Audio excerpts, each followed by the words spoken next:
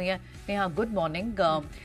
कई सारा डेटा था टैब पे, इनफैक्ट फ्राइडे को भी बहुत सारा नहीं, ये जो लेकिन थोड़ा सा कमजोर होकर आया है नौकरियों का डेटा। यूएस मार्केट से कल रिएक्ट कैसे किया? रिएक्ट तो बहुत अच्छा नहीं किया है, लेकिन अब ये नहीं कहेंगे कि इसकी वजह से पूरी तरह से धराशायी हो गया, मिला जुला सा एक्शन देखने को मिला है। And good morning to you Priyanka. देखिए, आज अगर आप डाउ नैस्डैक फ्यूचर्स पर नजर डालें तो 31 पॉइंट की कमजोरी दोनों ही इंडिसीज में दिख रही है, और उसी को देखकर आपने देखा कि जापानीज मार्केट है वो भी 50-55 पॉइंट नीचे है। एक कोरिया के बाजार छोड़ दीजिए, छुट्टी के बाद लौटे, बाकी सभी मार्केट यहाँ पर थोड़े से ठंडे ही नजर आ रहे हैं। गिफ्ट निफ्टी भी देखें तो बिल्कुल सपाट है। दरअसल हुआ क्या, कल अमेरिकी बाजारों में एक मिक्स्ड सा प्रदर्शन दिखा। डाउ 4 दिनों की तेजी पर यहां ब्रेक लगता हुआ दिखाई दिया। इनफैक्ट ऊपर से 200 पॉइंट इसने गवाए, और जब बंद हुआ तो 92 पॉइंट नीचे बंद हुआ। नैस्डैक की बात करें, हालांकि ये तीसरे दिन हरे निशान में बंद होने में कामयाब रहा। 100 पॉइंट की रिकवरी निचले स्तरों से दिखी और फाइनली ये 60-61 पॉइंट ऊपर बंद हुआ। और S&P तो बिल्कुल फ्लैट, आप कह सकते हैं कि एक फॉर्मेलिटी इसने कर दी, लगातार एक और कॉन्जिक्यूटिव डे हरे निशान में बंद होने की, लेकिन बिल्कुल फ्लैट रहा।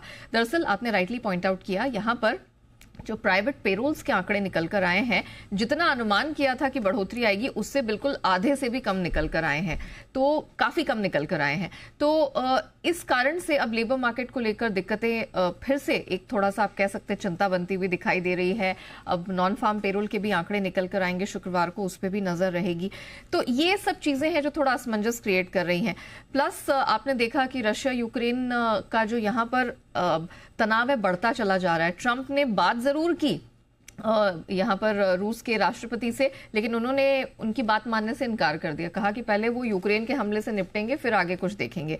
प्लस ट्रूथ सोशल पर ट्वीट भी किया, अक्सर जाने जाते हैं ट्रूथ सोशल पर अपनी बात बेबाकी से रखने के लिए ट्रंप साहब। उन्होंने कहा कि अब तो यहाँ पर अमेरिकी सेंट्रल बैंक को रेट कटौती के बारे में सोचना चाहिए, और डायरेक्ट उन्होंने पावेल पर निशाना साधा और ये कहा कि भाई अब तो कर दो, यूरोप 9 बार कटौती कर चुका है। तो एक बार फिर से उन्होंने जेरोम पावेल पर दबाव बनाने का प्रयास किया कि लेबर मार्केट अब ठंडा हो रहा है, अब इस पर ध्यान दे। प्लस अमेरिकी बेस बुक के जो नंबर्स निकल कर आए वो इसी तरफ इशारा कर रहे हैं कि अमेरिका के कई डिस्ट्रिक्ट्स है, कई जिले हैं जहां पर आर्थिक गतिविधियां धीमी हो गई। ये सारी बातें अमेरिकी बाजारों को पसंद नहीं आई और एक गिरावट देखने को मिली। सोना कल $22 चढ़ने में कामयाब रहा, $3400 के करीब फिर पहुंचता दिखा। चांदी में दूसरे दिन सुस्ती थी। कच्चा तेल 2 दिनों की तेजी पर ब्रेक लगा, लेकिन ऐसा नहीं है कि सप्लाई की चिंताएं यहां नहीं है, बस ये अमेरिकी लेबर डेटा का जो आंकड़ा निकल कर आया है इसने प्रेशर डालने का काम किया। वरना अगर आप देखें यहां पर तनाव तो बना हुआ है जियोपॉलिटिकल फ्रंट पर। अमेरिका में वीकली इन्वेंट्रीज भी लगातार दूसरे हफ्ते घट कर आई हैं। ये सारी चीजें सपोर्ट करने का, निचले स्तरों से कुशन प्रदान करने का कच्चे तेल को काम कर रही है। बेस मेटल्स बिल्कुल ठंडा सा एक्शन देखने को मिल रहा है, कोई बहुत मूवमेंट नहीं है।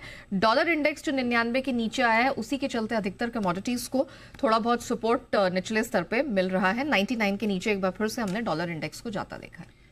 ऑलराइट, चलिए, तो ये तो हो गए तमाम सारे संकेत यूएस मार्केट से, और साथ ही क्विक एक अपडेट डॉलर इंडेक्स पर भी। चलिए, बहुत बहुत शुक्रिया नेहा।